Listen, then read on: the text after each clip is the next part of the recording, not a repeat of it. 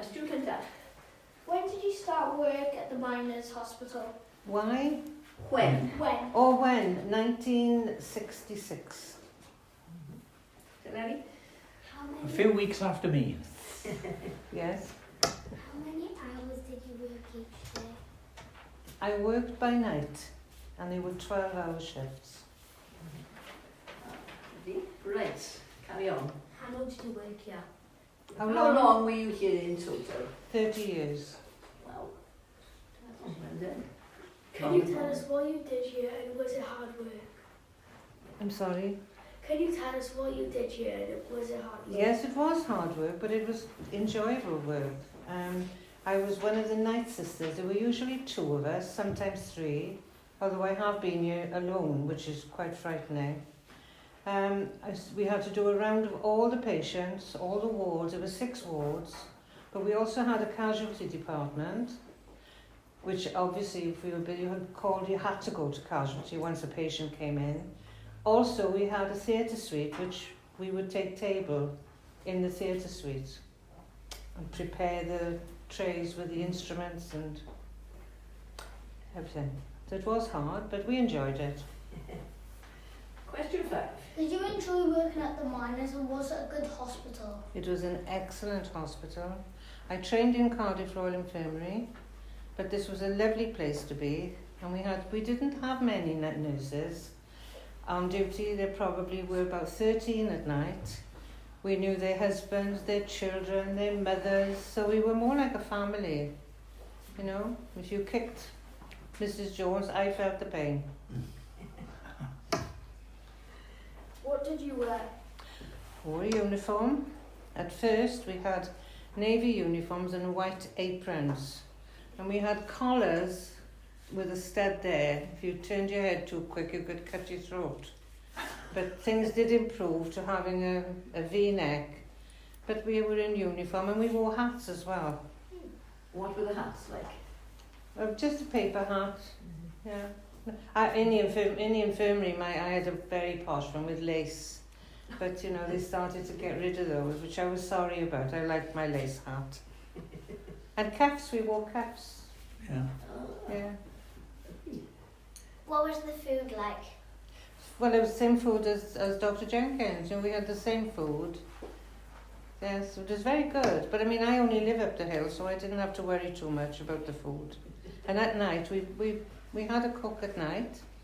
And if for any reason she couldn't get in, which happened when it snowed or illness, myself and the sisters would go into the kitchen and rustle up food for the girls. We didn't have microwaves then.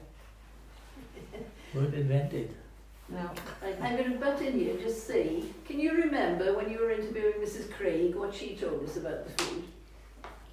She didn't like it. No. When we were interviewing Mrs. Craig, she said the food was absolutely awful, and on the maternity ward where she worked, of course, sometimes they had to send the food back because it was too terrible to eat. But that wasn't your experience. They were obviously. fussy. And maternity were quite a world apart from the general side. Okay. Right, next question. What was your salary like? The Salary. Oh, do you know, I can't remember. I really can't remember. I do know that I gave up a good job with a good salary to go nursing with a lower salary, but it was what I wanted to do. Did you make friends at the Miners? Did you make friends at the Miners? Oh yes, lots of friends. All us, the doctors, the nurses. The doctors changed over, was it every 6 months? Every 6 months, yeah. So we had to break the new ones in then. Yeah, To our way of thinking. No, we were all friends, all of us. And I mean, at night we relied implicitly on, we had one lady on the switchboard around the corner there, and it was the old switchboard, you know, with the plugs that went in, and we had one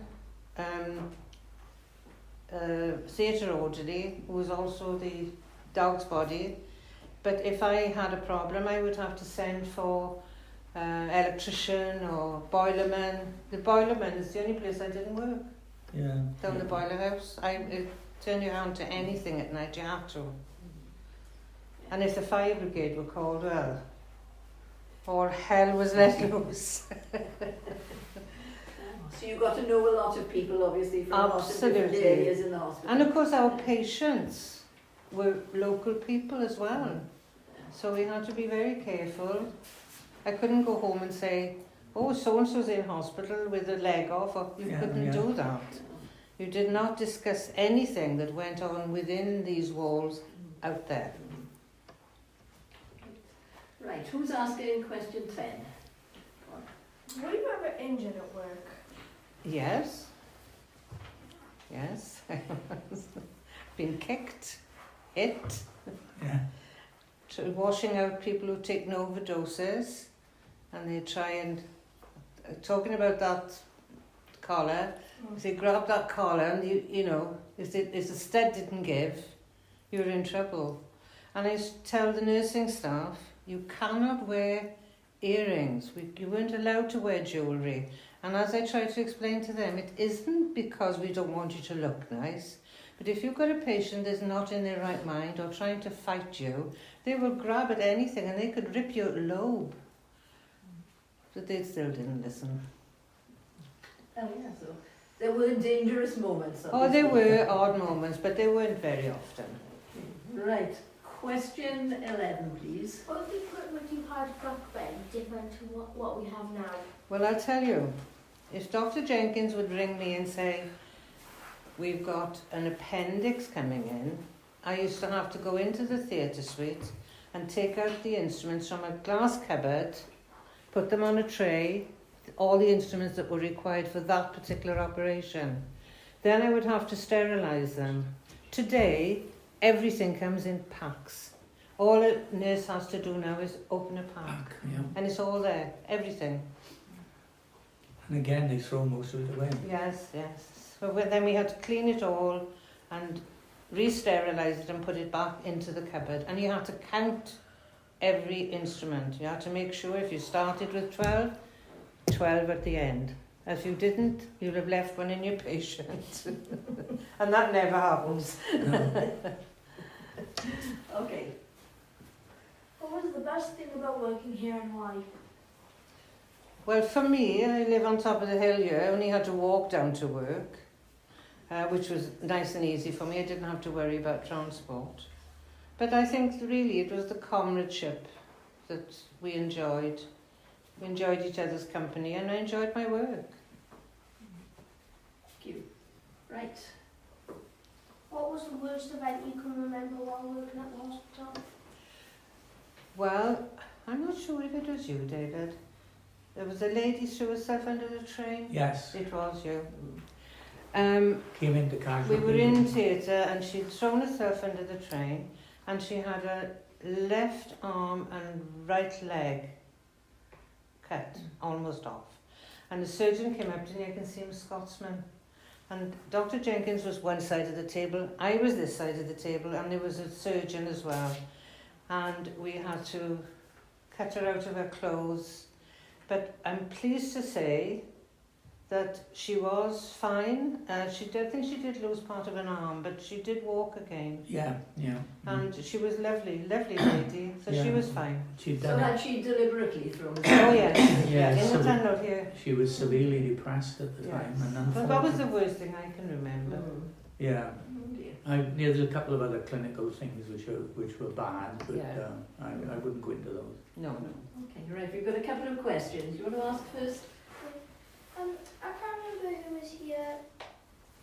Like the other. Mrs. Craig. Mrs. Yeah. Craig.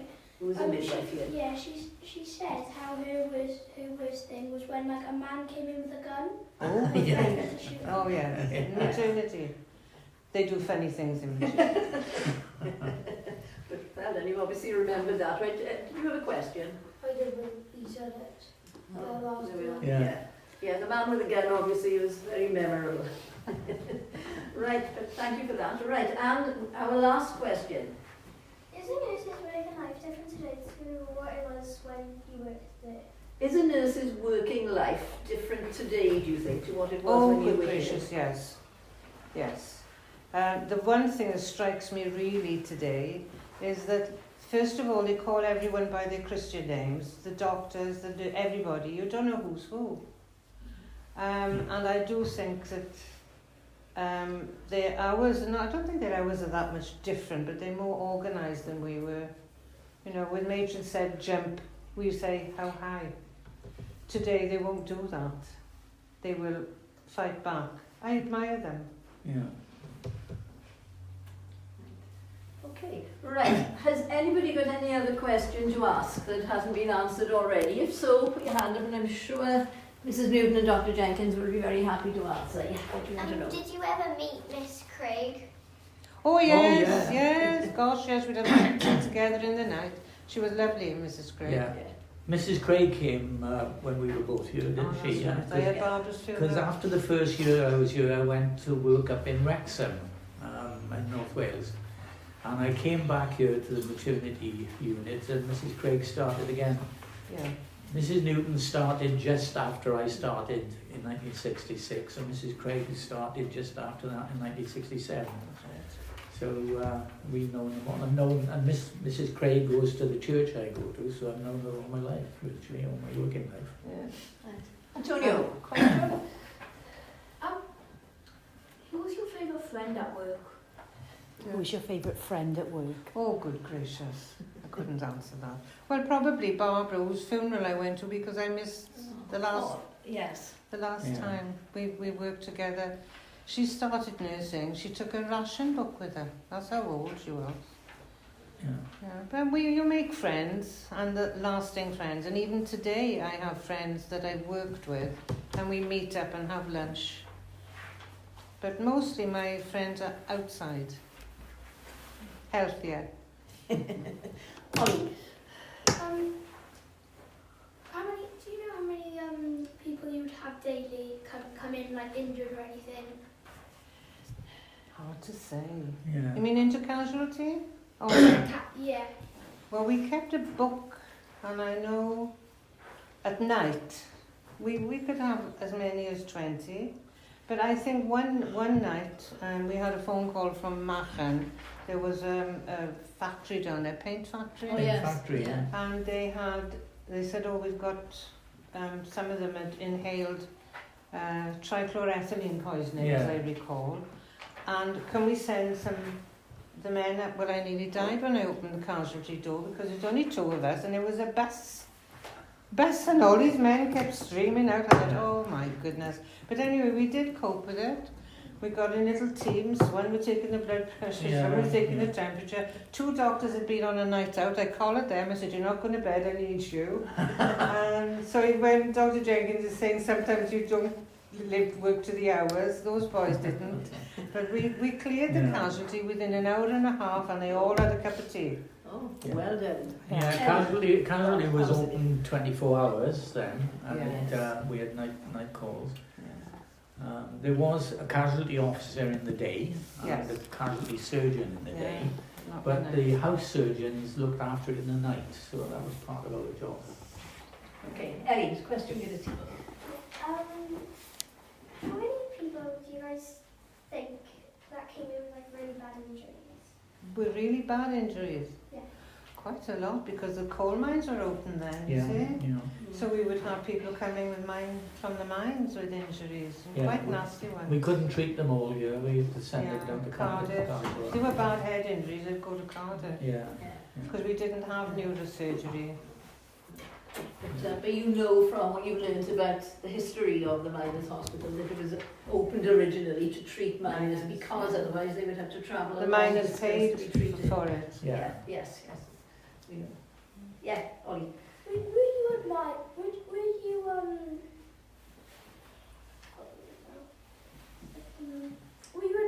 you excited to work here, or did you have no choice? Did you choose to work here? I chose to work here, yes. I was working in Cardiff. I chose to work here because I'd got married and moved up the hill there on the Watford. And it was easier for me then to work here than you to were travel on surgical far. unit, in Cardiff. Were you on surgical unit in Cardiff? No, kidney Kidney unit. Also, did anyone admire you to come? Like any of your friends? Anyone persuade you to come, you mean? Yeah, did anyone encourage or persuade you to come to work here? No, or was it just your no, local it was hospital? my choice. Yeah. My choice. Yeah. Ellie? Did same patients or something. Did I ever work with Did you friends? work with your friends? Yeah, You say, but yeah. with the same Yeah. patients. When I came here, I didn't know anybody because I'd been living in Cardiff and I came from Africa to Cardiff. So I didn't know anyone in this valley at all. But you soon make friends when you're working, and when you're working long hours in close contact with people, and you have to rely on each other. I mean, myself and Dr. Jenkins, I would rely on him implicitly if I had a patient that was in trouble. I knew I could phone him and he would come.